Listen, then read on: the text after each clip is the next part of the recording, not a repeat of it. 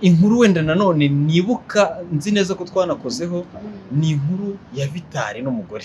Aha, mwaje gukurikirana ngo umenye byarangiye bite? Amakuru ya avuga biravugwa ariko nge ibintu ntahamya ndafite ibimenyetso bwita biravugwa ko bashaka ko bariyunze bari mbese n'umwaka waragato wawe ntiyarongoye mu diaspora ndese uravuga ndese umutu yibugesera agenda mwibuka nduheruka kugirana ikibazo na Skol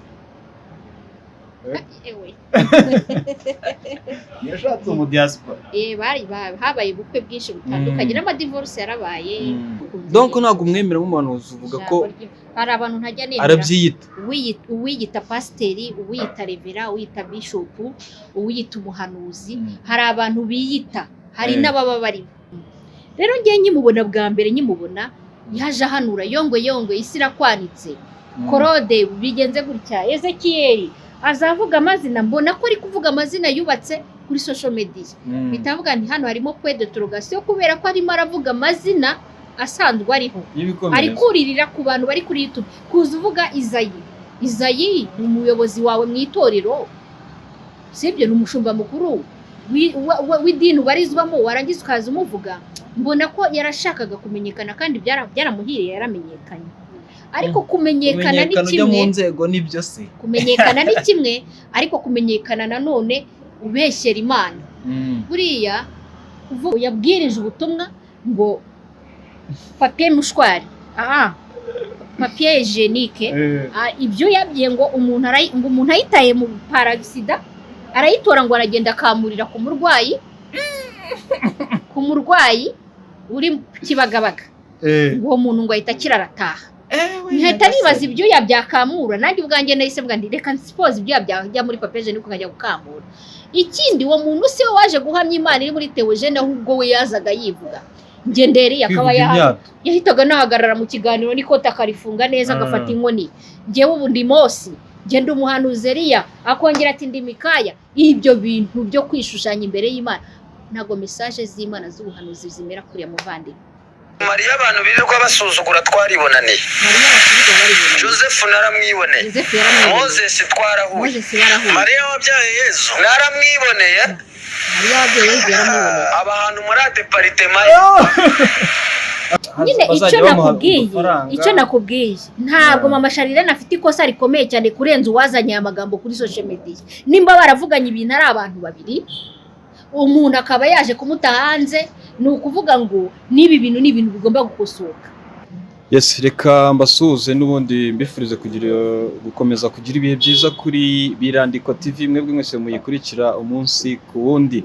Hanyuma mbabwira nti umwaka mushya mu byagara.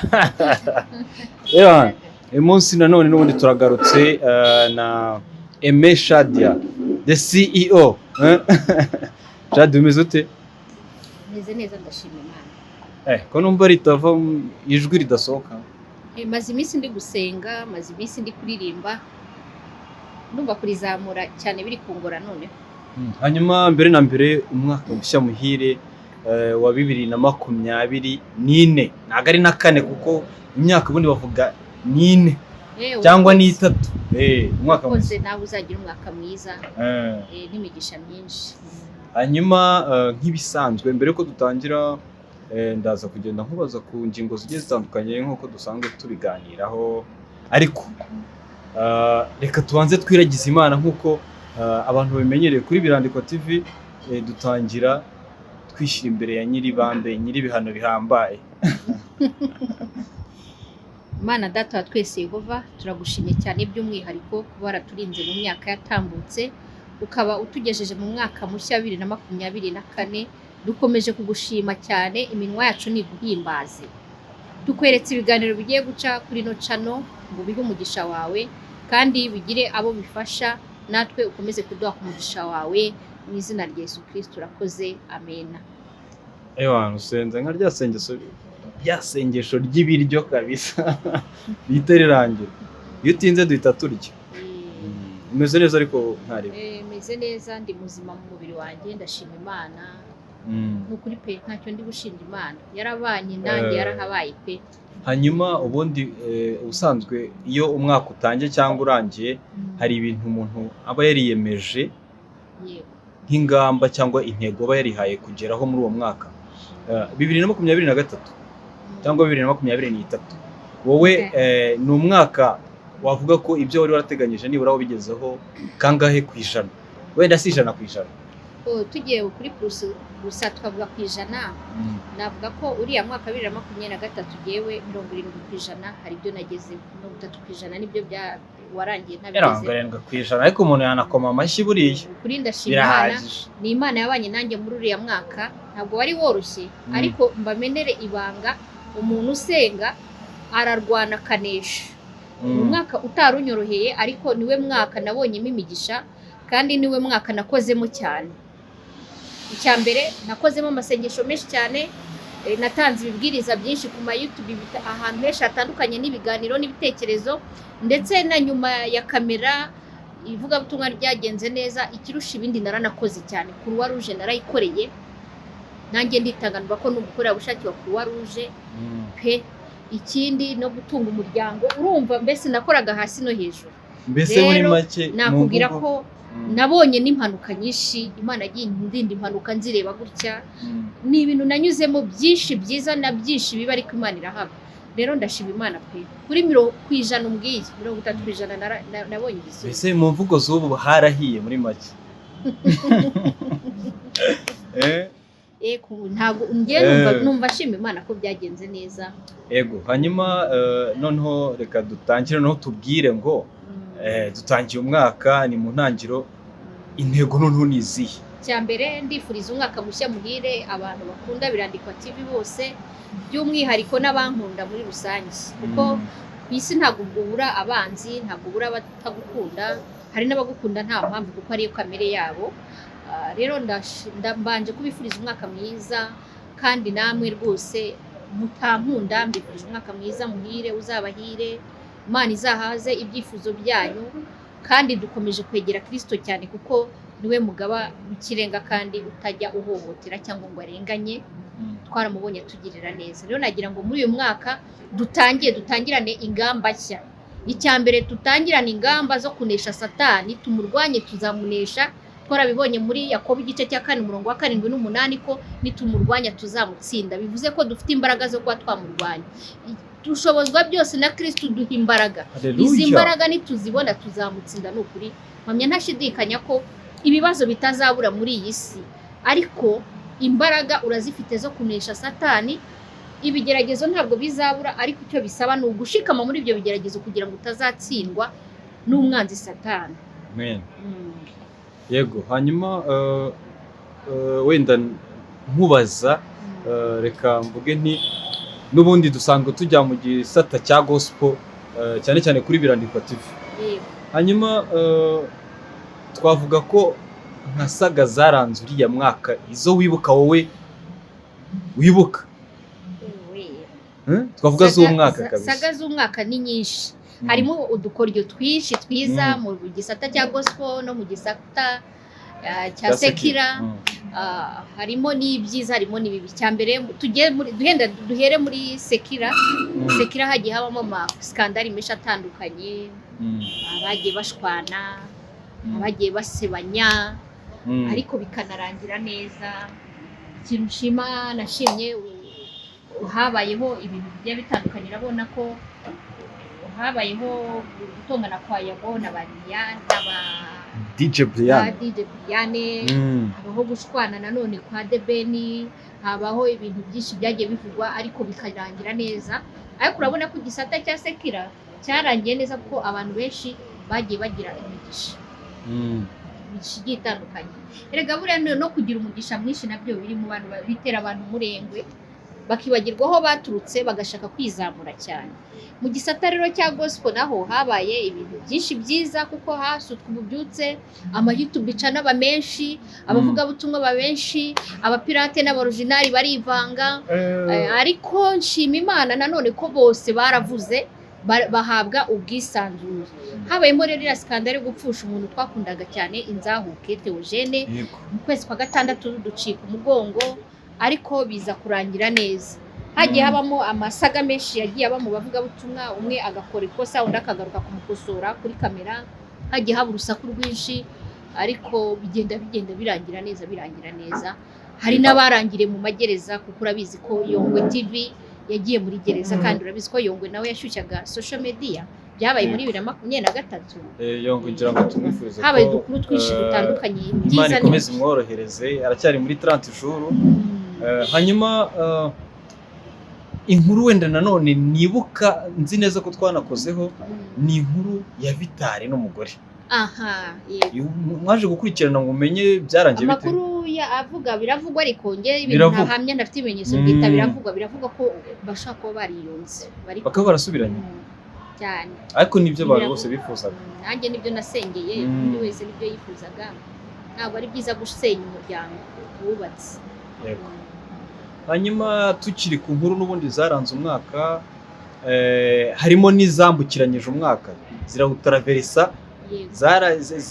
ziri mu mpera z'umwaka ziranakomeje ama divorce menshi yabavuga butumwa cyane yagiyemo ama divorce umwaka urangiye hagiye ama divorce menshi habayemo n'ubukwe ariko nanone habamo n'ubukwe bwinshi mbese n'umwaka waragato mushiti wawe ntiyarongoye mu diaspora ndese uravuga ndese umuto yibugesera agenda mwibuka undi uheruka kugirana ikibazo na Skol ewe yashatse mu diaspora habaye ubukwe bwinshi butandukanye n'amadivorce yarabaye ndumva rero byari ibintu bivangavanze yego mu nkuru rero ziri zambukiranyije umwaka mbere yuko nza kugaruka no ku nkuru ya BRIGITE na mama CHARLENE nawe utakibarizwa ku butaka bw'u Rwanda reka mpere kuri ku nkuru y'umuhanuzi Theogene uriya ribu heruka gufunga bivugwa ko aregwa cyangwa se kurikiranweho ibyaha birimo no kuba akwirakwiza ibihuha yego urageze kuvuga ko harya ngo abantu Nyabugogo ngo bazabaza ngewe navuze ko yita umuhanuzi narabivuze sinjya ry'iminwe ndi kuvuga ukuri kuko donc ntabwo umwemera nk'umuhanuzi uvuga ko hari abantu ntajya nemera arabyiyita uwiyita pasiteri uwiyita revera uwiyita bishop uwiyita umuhanuzi hari abantu biyita hari n'ababa barimo okay none reka dutangire wowe tubwire urubundi uriya muntu ni muntu ki urakoze nibishaka Theogene ndumva naramuvuzeho yaje ari umuntu w'umuhanuzi nyine yiyita umuhanuzi ariko imihanurire ye nabonaga ihabanye cyane n'ijambo ry'Imana kuko ikintu cya mbere kigenzura umuhanuzi nyakuri nuko bafite ijambo ry'Imana mu kanwa ke rigambiriye ibyiza kandi ikindi rigambiriye guhugura rigambiriye ririmo urukundo n'ubumuntu ritarimo ubugome hari ukuntu Imana igutuma ibintu bikakaye binateye ubwoba ariko ukabihanura bigaragaza ko ufite umwuka wera w'Imana atari gutera waraza cyangwa kugaragaza reaction yawe ko ari wowe biri guturukamo rero ngiye nkimubona bwa mbere yaje ahanura yongwe isi irakwanitse Korode bigenze gutya Ezekiel azavuga amazina mbona ko ari kuvuga amazina yubatse kuri social media bitavuga nti hano harimo point d'interrogation kubera ko arimo aravuga amazina asanzwe ariho ari kuririra ku bantu bari kuri YouTube kuza uvuga Izayi ni umuyobozi wawe mu itorero sibyo ni umushumba mukuru w'idini ubarizwamo warangiza ukaza umuvuga mbona ko yarashakaga kumenyekana kandi byaramuhiriye yaramenyekanye ariko kumenyekana ni kimwe mu nzego nibyo se kumenyekana ni kimwe ariko kumenyekana nanone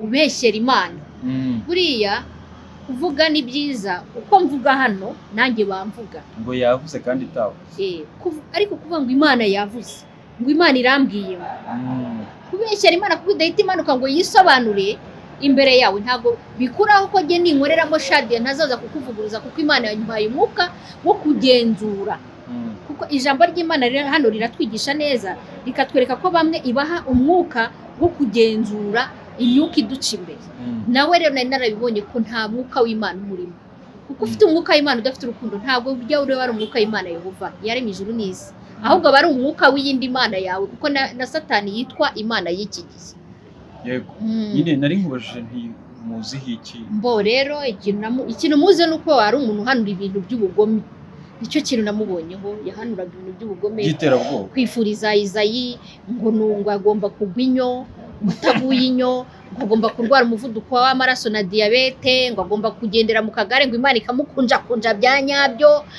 akavuga ibintu nkabireba, ukabona ko muri we harimo ikintu cy'ubugome muri we. Nta kwifuriza Imana nimbagwa misiyo ko umuntu agiye guhura n'ibyago umusanga urumwe. Ubundi buhanuzi buri mu buryo butandukanye. Hari ubuhanuzi bwawe bwite Imana ikubwira, hakaba n'ubuhanuzi ubwira abantu rusange, hakaba n'ubuhanuzi bw'umuntu ku giti cye. Urugero, nimba Imana iguhaye ubuhanuzi kuri Izayi, wiza kubibwira jyewe ntabwo ari njye Imana yabibwiye. Nimba iguhaye ubuhanuzi kuri Ezekiel na Juste, genda kwa Juste nyine abari ugerayo. Shakisha uko bigenda kose, uranategana cyangwa ugenda n'amaguru ariko umugereho. Ariko kuza kuvuga ngo Juste message yimugenera nimba message igenewe umuntu runaka igera kuri wa muntu wenyine. Ariko biriya bihaye byo guhanura abantu mu ruhame, navuga ko bamwe nubwo hari n'ababivuga wenda n'Imana ibivuze, ariko baraciriritse mu bwenge. Ko umuhanuzi nyakuri Imana imuha n'uburyo acishamo bwa buhanuzi. Twabyita ubujiji, twabyita ko nta bwenge babishyiramo. Ntabwo tubyita ubujiji, ahubwo turabishyiramo ko bashaka kumenyekana. Barashaka kutwemeza ko ari abahanuzi, bamenyekane. Icyo kintu nicyo kintu nitegereje mbona nicyo bashyize imbere cyane, kugira twereke ko tuzi guhanura, tuzi kuvuga. Hanyuma hari ibindi bintu yigeze kuvuga, uriya mugabo rwose we yatubereye igihanda kiduhanda muri 2023, yahanze abantu benshi, n'abatavuga yatumye bavuga. Buriya hari umudamu umwe wigeze gukora divorce, abantu turavuga ariko hari ukuntu uriya we yaje, ndavuga nti iki nicyo gihanda nanone kigarutse muri aya mezi tugiye gusozamo, ko ndumva yaradutse mu kwa 9 nimba ari mu kwa 9 kuzamura. Yaje ari igihanda, buri muntu wese aramucuruza. N'utaravugaga yaje kuri kamera kuvuga ngo Theogene si umuhanuzi, Theogene si umuhanuzi. Bivuze ngo Imana yavugaga ati mugende muvuge ko ari kumbeshyera, harimo arambeshyera. Iyo umuntu watinyutse akavuga ngo yabwirije ubutumwa ngo papier mushwari, papier hygienique, ibyo yabwiye ngo umuntu ayitaye mu parasida arayitora ngo aragenda akamurira ku murwayi uri Kibagabaga. Uwo muntu ngo ahita kirarataha. Ntihita nibaza ibyo yabyakamura. Nanjye ubwanjye nahise bwa ndi reka suppose ibyo yabyajya muri papier hygienique ukajya gukamura. Ikindi, uwo muntu si we waje guhamya Imana iri muri Theogene, ahubwo we yazaga yivuga. Ngenderi akaba yahitaga nahagarara mu kiganiro n'ikota akarifunga neza, agafata inkoni. Ngewe ubu ndi Mose, ngenda umuhanuzi Eliya, akongera ati ndi Mikaya. Ibyo bintu byo kwishushanya imbere y'Imana, ntago message z'Imana z'ubuhanuzi zimera kuri muvandi. Hanyuma wowe usanga bano bantu biyitirira Imana ngo yavuze kandi itavuze, usanga wowe bishobora kugira ngaruka ki kuri society? Ni nyinshi. Icyambere biba abana b'Imana, abantu bafite ishyaka ryo kumenya Imana. Hari igihe avuga ati yenda Imana ntiyambaye impano yo kuba umuhanuzi, reka negere uriya muntu musange, akazanya busa yishakira ku mpano ufite ngo ugire icyo uvugana nawe cyangwa umwingingira Imana. Noneho akaza ibyo bintu ntagushaka ntabyo afite, aragupfunyikira pirati. Wowe ugende umushyiraho amaturo, umwohereza amafaranga cyane, umuhindura amakoti, umuhindurira inkweto, stoke rwose arayikora, n'inzu yabagamo arayihindura. Ariko ibyo uri gukora ni byiza, ariko uri kubikorera utarabigenewe. Bivuze ngo rero yatangiye ashaka kugaragaza ko yongwa ari igisambo, isi igiye kumwanika. Ashaka kugaragaza abantu batavuga umurimo w'Imana neza. Theogene Nibishaka yaje tubona mbese niwe mukiranutse twe tubonye mu Rwanda, mbese umuhanuzi ukaze. Yaje ari umuhanuzi ukaze, ariko ikimenyetso cyahise kibigaragaza adateye kabiri. Yahise azana mashini, nimwitegereze mashini yavuye mu biganza byanyu, munkodeshereze inzu, mushyiremo wifi, muhere ku 1000. Atangira no kubabwira ukuntu bizajya bigenda byose. Arategeka na za kamera urumva zagombaga kuza. Bivuze ngo we yaje agaragaza ko ari kurwanya ibisambo, ahubwo waza ari igisambo gikaze. Yazanye inzara, urumva kuzana inzara rero kuri YouTube. Ngwino nimba uyifite werurira abantu babwira uti mw'abantu mwe ndashonje, kumundeba inzara iranyishe, mumufashe, ufite icyo afashe, nimero zanjye nizi, urebe ko bagira neza batagufasha. Ariko utiyitirira ko Imana yakutumye kandi yavuganye nawe kandi itavuze. Yego, reka wenda duse n'abava kwiyo nkuru gatoya, ariko kugeza ubu bivugwa ko ndetse n'itangazo RIB yashyize ku mbuga nkoranyambaga yaba yaratawe muri yombi kugeza ubu. Ari mu maboko ataraye. Ari mu maboko ataraye. Hanyuma nyine kuba umuntu ashobora gukwirakwiza ibintu by'ibihuha n'ibintu bimeze nk'ibyo mbifatanya nk'iterabwoba biriya bintu. Kuko yakoze amakosa ukavuga ko ngo inzara igiye kwica abantu muri Kigali, ibyo bintu ndumva ariho bivuze ngo bagasohoka muri Kigali bakagenda Nyabugogo ngo izamera gite. Yakoze amakosa. Usanga nyine nk'ubu ngubu ko RIB ishobora kuba yaramufashe, n'iki witeze noneho mu rubanza? Mbo icyambere ntabwo tujye twifuriza ibyago abantu. Ntabwo tujya twifuriza ibyago abantu. Yego. Ntabwo tujya twifuza ko abantu bafungwa. Abantu nibashakisha uburyo bwari bwo bwose bashaka imibereho ibatunga ariko batabeshyeye Imana. Kuko buriya Imana nayo irahana. Reka nkwereke kuntu Imana ihana. Yifuzaga ko abantu tugira inzara mpaka Nyabugogo ibinkambi. Aranavuga ngo ba guverineri b'intara bategure muri bije z'uturere amafaranga azajya yohereza imodoka tunda asubiza abantu mu byaro kubera inzara. Ashingiye ku yuko Kinigi yabaye 1200. Ashingiye yuko Gasyata ndetse n'ahangaha za Gisozi bari kugenda basenya amazu ari ahantu hakekwa ko haba hari amanegeka, ahantu hatera riske abantu hatuye. Ibyo bintu abishingiye hati reka njye guhanura. Nakubwiye ngo ashingiye ku byo ari kubona ku isoko, anashingira ku byo ari kubona kuri YouTube bayongwe bakaciranaga na bakorode na bajiste na ba Ezekiel, abariho yurira araza arahanura. Rero kuba yarakoze ikosa ryo gutinyuka gutera ubwoba abaturage ko inzara igiye kutwica, ndetse abantu bagiye guhunga Kigali, hagiye kubaho imodoka. Bamwe baravuze ati umukozi w'Imana, intore y'Imana yahanuye kabaye imidugara mu makaritsiye yavugwaga zabaga ari inkuru nyinshi. Yateze umudugararo. Icyambere ateze ati bamwe ari n'abamwisi Kigarashi bavuga ati aba ni babandi bakorana na babandi barwanya ubutegetsi, ni babandi bashaka umuvurungano mu gihugu cyacu gitemba amahoro. Ibyo bintu rero byagize ingaruka kuri twe twabyumvise. Narababwiye ubushize nti buriya Geshadiya ntabwo njya apfa kuvuga ku muntu, ariko ni ngombwa ko tugomba kuvuga ibintu bivugwa binariho kuri no social media, tukabishyiraho ukuri tukakugaragaza. Uyu muntu iyo aza guhanura bino bintu bikaba, iyo aza guhanura biriya byago bikaba, koko twari kuvuga ko dufite umuhanuzi witwa Mose na Eliya. Ariko kubera ko bitabaye, Imana yavuguruje amagambo yasohotse mu kanwa ke, kuko baramubajije ngo se ngo ibi bintu bizabarya ngo ni muri uyu mwaka ngo mubyitege. Bigaragara ko byanze bikunze hari impamvu bitigeze biba, kuko yashakaga kwiba vuba, nibura yihaye nk'amezi 3 yo kugira ngo abe yarangije kwiba abantu birangiye. Ese buriya iyo umuntu ahanura na precise igihe nyirizina icyo bintu bizabera, hari ab'Imana itariki n'umunsi. Iyo ari ubuhanuzi nyakuri, hari n'abibwira umunsi n'itariki. Ariko uriya we ibyo yavugaga ni ibyari muri we, ku buryo twagize impungenge z'uko ashobora no kuba arwanya, urumva, umutekano wacu w'igihugu. Urumva? Hanyuma uvuga iki noneho ku bantu babifata nk'aho ashobora kuba afite ikibazo cyo mu mutwe? Urakoze cyane. Nta hantu henshi yagiye yivuguruza. Yigeze avuga ibintu, hari naho yavuze ngo umwuka wera ngo barawufungirana. Kwibaza ko umwuka wera wafungirana umwuka wera, ngo twafungiranye umwuka wera wera wawufungirana. Wafungirana umwuka wera ko yigenga, ngo abantu bafungiranye umwuka wera. Akavuga ibintu. Noneho ejo hari n'umuntu wanyohereje akantu gasekeje rwose, nari ndi kureba abantu bagacicikanishije ahantu. Kumvisha turi bagire. Icyambere Out de la ville, sortez de la ville, sortez. Hanze.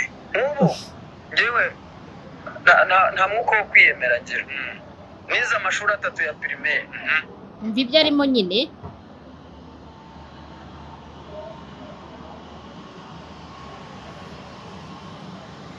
Out de la ville, sortez de la ville, sortez. Out de la Hanze. Ngewe nta mwuka wo kwiyemera ngira. nize amashuri 3 ya primaire sibyo mu wa kane nizemo icyumweru amashuri 3 ya yize amashuri 3 ya primaire mu wa kane nizemo icyumweru kimwe uyu Mariya abantu birirwa basuzugura twaribonaniye Mariya basubiza baribonaniye Joseph naramwiboneye Joseph yaramwiboneye Moses twarahuye Moses yarahuye Mariya wabyaye Yesu naramwiboneye Mariya wabyaye Yesu yaramwiboneye abantu muri departement aka kantu niko kavamo none muri departement Yesu aba muri departement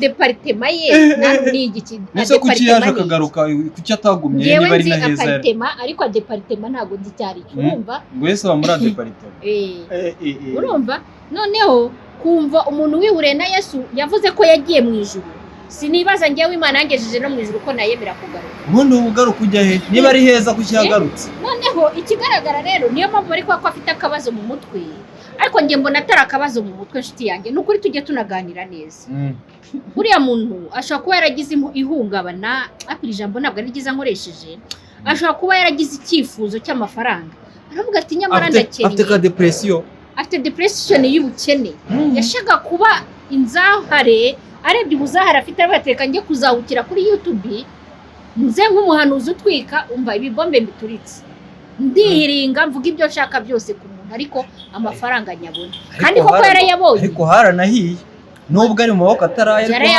yarayabonye amafaranga yarayabonye yahinduraga ikote kurindi urumva muri make rero ikintu nabwira abadukurikiye twige kwisegera kandi nukuri Bibiliya n'umuhanuzi utavangiye hakora ukuntu umuntu nyine yumva ko agiye ubundi byinshi byotsa amatama n'igihe wumva ko hari abantu rero bakunda kuvuga ngo ariko ngo kuki ngo tuvuga ku muntu ngo kuki ngo mwibasiye izina ry'umuntu ngo kuki ngo mutavuga Imana ngo mukavuga Imana mukagira ntabwo twareberera wowe ufite amahirwe y'uko wenda uwo muntu akuyobeye ibintu biri imihanda tuba tugomba kubivuga oya hari n'ikindi ntabwo twakomeza kurebera dushaka kurebera uyu muntu ukavuga ngo reka nicecekere akagira abahemukira wewe uba waranavuze nibi uravuga uti ntacyo bazagaruka kwicuza ariko bicuze narababwiye none se wabona umuntu ari kujya mu manga ukamwihorera ngo ave mu mwobo hari abantu bifuza ko tubyibora ngo twe kuvuga ngo tujye tuvuga Imana ngo nitukavanga ibintu ngo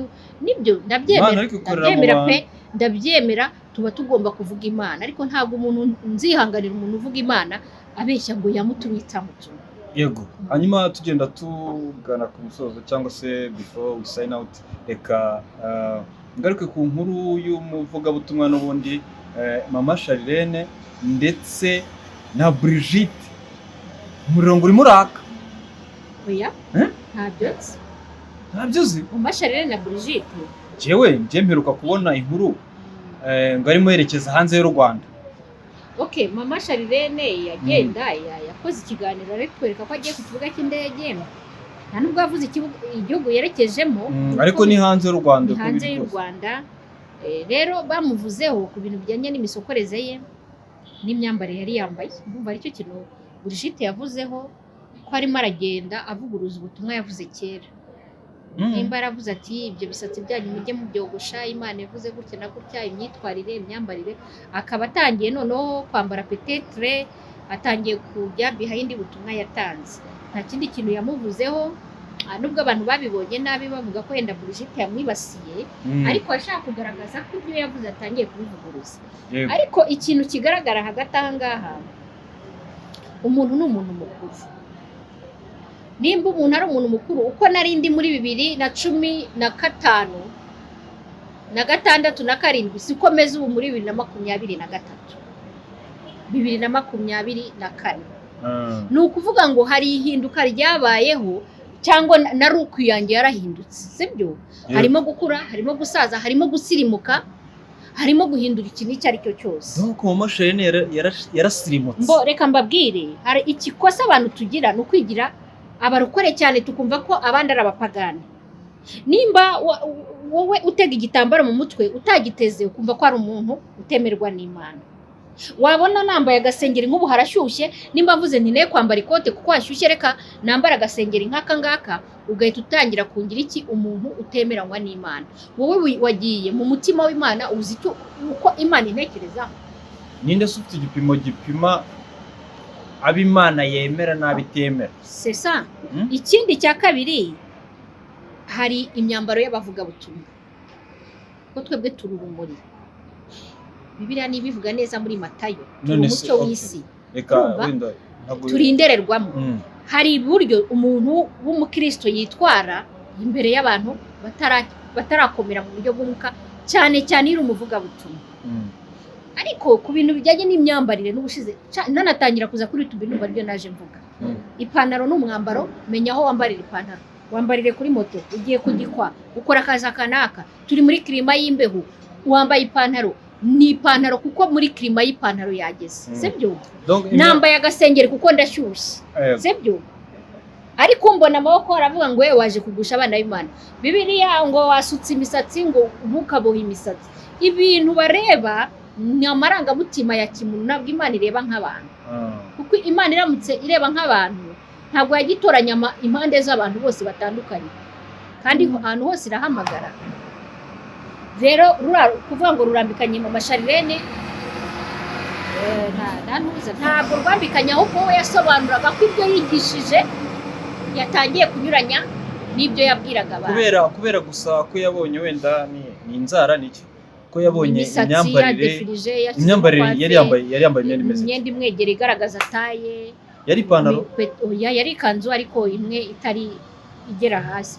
Ibyo ni ibintu bapfa ubusa, njye numva nta kintu ibyo bivuze. Ariko nkunda kubona abantu bagiye mu ndege bambara bagenda bambaye n'ibintu bimeze nka bodaboda ko mu ndege baba bashaka kurira. Uriya ni ukuvuga ngo ikintu njye nifuzaga ku giti cyanjye, uruhande rwanjye rubi ndubuvuga butumwa, ntabwo ari wowe ukwiye kuza kurwereka abantu. None se waba bagucungiye bareba akadefo kakaba ariko bagusenyesha. None se kunsenya urunguka icyo nusenya, nutuma abantu baza kunyitegereza nta kintu uri bwunguke.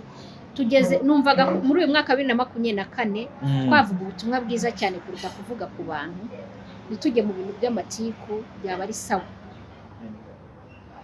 Hanyuma ikibazo gisa naho kibanziriza cyanyuma ngiye kukubaza, n'ubundi turaguma kuri mama Charlene. Hari nk'ubiri numvise asa naho arimo acyurira umuvuga butumwa witwa Ezekiel Kiranuka. Intambara yabiteye gute? Reka mbabwire isomo ryo mu Bagalati igice cya 5:15. Nizi kuvuga cyane. Abagalati igice cya 5:15 haranditswe ngo ariko nimushikurana mugaconcomerana mwirinde mutamarana. Biravuga ko hano mwari gucikurana mugaconcomerana ariko ngo mukirinda ntimumarane. Kuvuga ngo uyu mwuka ubundi wo kuba abantu umwe yishyira ku rwego rw'undi akavuga ngo izina ryawe ntago rizamamara nkuko namamaye urandira ku izina. Biriya bintu biba byabaye hagati y'abantu babiri baganiriye mu gikari. Ngenda banza nkanenga umuntu wabizanye kuri social media kugira ngo natwe tubyumve. Biba bigaragara ko mwaserezanyije nk'abavandimwe, sibyo? Umwe yashotoye indi barashotorana, barahamagarana, barashwana. Yego. Mba numva ibyo bintu utari ngombwa ko wongera kuza kubyereka abantu ko yakubwiye ibyo bintu kuri kamera. Nese abantu ntibaganira kuri telefone, baganira se, batongana se. Se birakwiriye ko nimba utonganye na mugenzi wawe ku kintu runaka kubizana kuri social media, ibyo bintu ntabwo ari byiza. Kuba rero ari kumubwira ngo yenda yavuze amagambo mabi kuko amaze kugera kuri social media, amagambo mu masi Charlene yabwira ko tuzavuga ibintu bidahari. Ezekiel ntabwo amagambo yavuze ari meza, kuko kuri ababyita kwizamura cyane, kumva ko urwego uriho undi atazarugeraho. Ibyo rwose ndabihakanye n'ukwitesha agaciro. Kuko Imana yakuzamuye atazarugeraho, cyangwa umumama niwe wavuze ko nyine ni wese ni wabyumvishe. Uko Imana yamuzamuye niko yanazamura n'undi. Sibyo?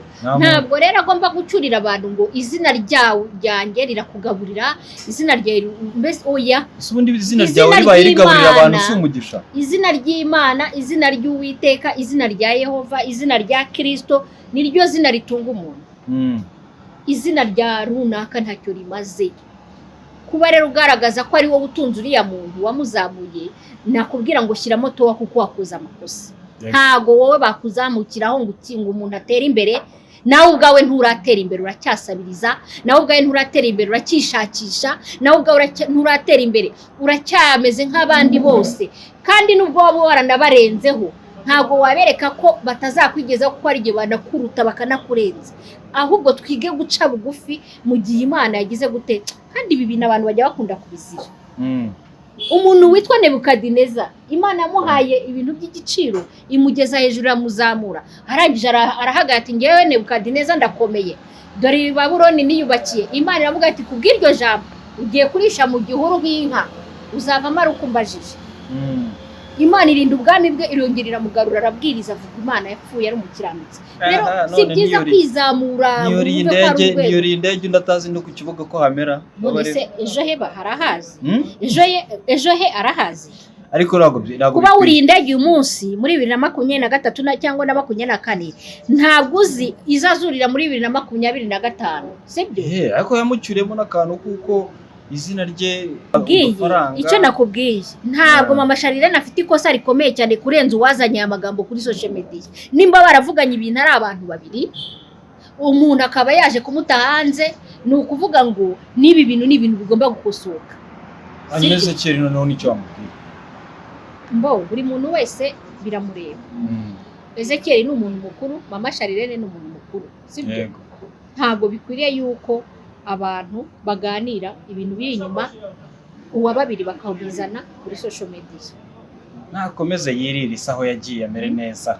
Icyo nabwira EZEKIEL nakore cyane, nakore cyane, kandi ayo magambo bamwaturiraho yagiye yaturiraho avuga ko azanabarenga.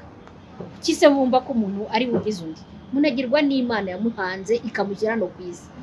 Uyu munsi wapfa undi akarama, bya bindi ngo intare ipfuye irutwa n'iki n'isazi nzima. Urumva? Ni byiza ko rero duhora turi abantu baciye bugufi imbere y'Uwiteka Imana, kandi nimba tugiranye n'ibibazo twe kwereka abantu uruhande. Nimba mama Charlene agiranye ibibazo na EZEKIEL yakoze amakosa kuba yazanye ibi bintu kuri YouTube, baraganiriye kuri bababi. Ni ukuri ntabwo ngiye sinkunda amakosa, sinkunda amafuti, nubwo nayakora nahita nyakosora, nanjye sindi perfect. Nanjye nabo munyantege nke. Yego biba byiza ko umuntu areka no kwihagararaho akaba yasaba imbabazi mu gibona ko tujye tuzana ibintu byose byatubayeho kuri YouTube nyuma y'ibikari tubishyire kuri YouTube. Uya ntabwo ari byiza. Yego, hanyuma reka tugane ku musozo, ariko nk'umuvugabutumwa AIMEE Shadia n'ubundi twari duherukanye. Uyu munsi ndagira ngo by'umwihariko utange message, niba hari message hari yo mwihariko wageneye abantu abari dusorezaho, hanyuma unadusengera. Urakoze cyane. Mfite message ebyiri ndimo ndatanga muri iyi bisi. Ijambo rimwe riboneka mu Rwambere rwa Pete igice cya 4 umurongo wa 16 bazawusome kugera kwa 19. Ngenda somaho akantu gatoya. Haranditse ngo ariko umuntu nababazwa azira kuba umukristo ntagakorwe n'isoni, ahubwo ahimbaza Imana kubw'iryo zina. Kubabazwa uzira kuba umukristo ntago bikojeje isoni, ariko kubabazwa uzira ngo wahanuye ibinyoma, uzira kwiyenza ku bantu, uzira gushotora abandi, ntago ari ibintu bihesheje Imana icyubahiro. Kuko ngo igihe kigiye gusohora urubanza rukazabanziriza mu binzu y'Imana, ariko se niba rubanziriza kuri twe ireherezo y'abatumvira ubutumwa bwiza bw'Imana rizamera rite? Muhasome harimo icyanditswe kiza cyane. Rero ndi gutanga message yihuse. Iyi message Imana yarayimpaye, iyi ni message ya 2024, nzayivuga kurinda ndangije uyu mwaka. Nawe ugiye kumva iyi message uzayitambutse igere ku bantu benshi, kuko ni message yamanukiye abantu benshi basenga Imana.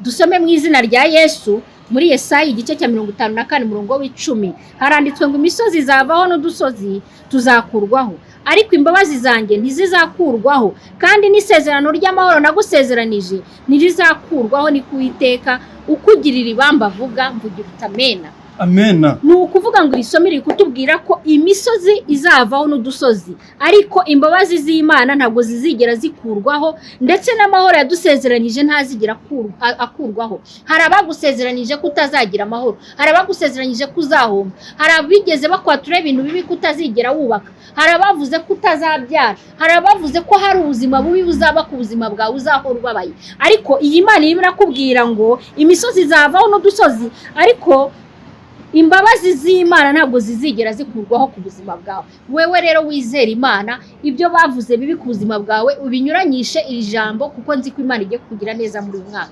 Umuntu wese uzasenga Imana muri uyu mwaka azabona kumugisha myinshi ihagije. Nahanjye nawe rero wakire ku mugisha w'Imana, wakire kubohoka, wakire kubohoza ibyawe wanyazwe n'abadayimoni, wakire kubohoka ubohoza ibyawe wanyazwe n'abana b'abantu bigeze baroga bakavuma, abagutongereyeho imyuka mibi. Wumve ko imbaraga z'Imana zirusha imbaraga, uzabasha guca muri uyu musozi w'ibigeragezo.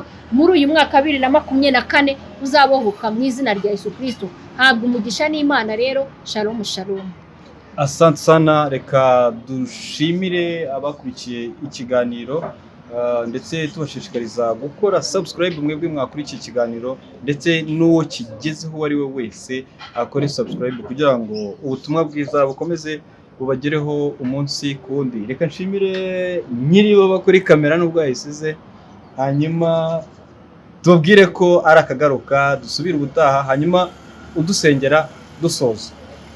Dawe mwiza uri mu ijuru, nongeye kugushima kubw'iki kiganiro utambukije. Ni ukuri ndakwinginze ngo wirehereze imitima y'abantu benshi baruhijwe, abananiwe, abarwayi n'abandi bafite ibibazo bitandukanye. Komeza kutugirira ubuntu n'ibambe, uturinde gucirana imanza no gukomeretsanya, kandi utange umugisha hirya no hino ku isi. Mu izina rya Yesu Kristo urakoze. Amen. Amen. Meraba.